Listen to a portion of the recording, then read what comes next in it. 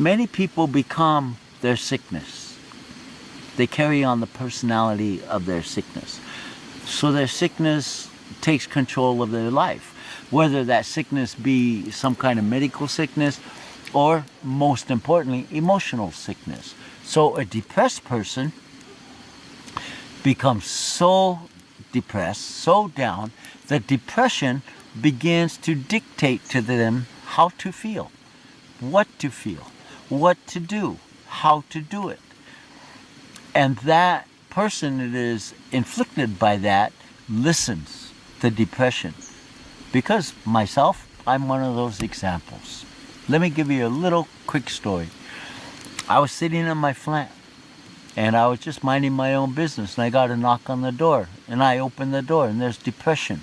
Didn't say good morning, didn't say hello, how you doing?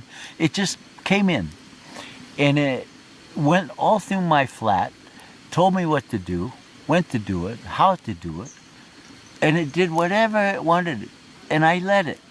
And when it was finished with me, it just got up and left. Didn't say thank you, didn't say goodbye, didn't see you later.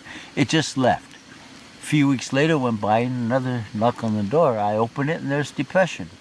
Depression standing there with a whole box full of groceries. He goes into my kitchen, takes everything I like to eat out, and puts everything in the cupboard that he likes. Again, took over my house, and when he was finished, left. No thank you, no goodbye, no see you later. A few months went by, and I got a knock on the door, and there's depression. And he's holding a suitcase, clothes, and he goes to my closet, takes out my bright colored shirts, hangs up all his black clothes, makes himself at home, tells me what to do, when to do it, how to do it. And I did it. I did everything depression asked. And then in the morning, I was sitting at the table drinking coffee, and depression came in. I knew what depression wanted me to do next, but I already tried it. It didn't work. So I looked depression in the eyes, and I said, sit down. We need to have a talk.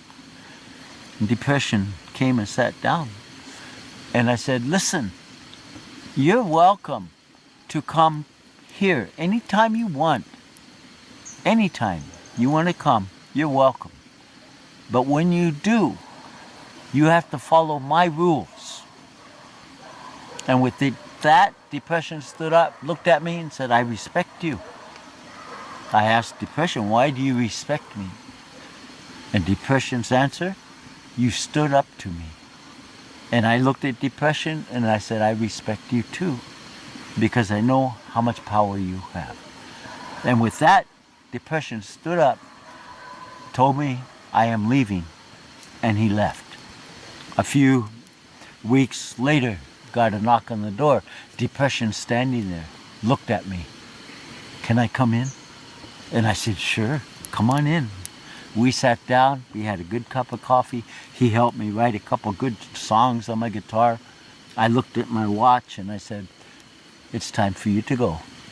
And depression stood up and it left. See, that concept, that story is saying, instead of spending the years that we have fighting, pushing away our feelings, which is a part of us, make friends with your feelings. Make allies with your feelings, not enemies. Because you're only fighting yourself. You're the only one that's going to end up with bruises. Not your feeling, not your emotion.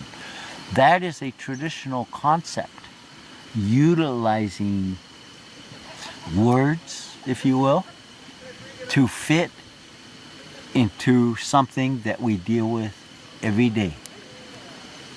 People are depressed. People are angry.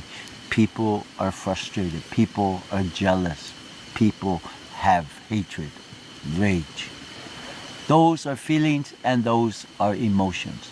They are a part of us. They are attached to us. So using these concepts, I try to bring the teaching that it's time to surrender. It's time to make friends with your feelings, because making friends with your feelings, you make friends with yourself.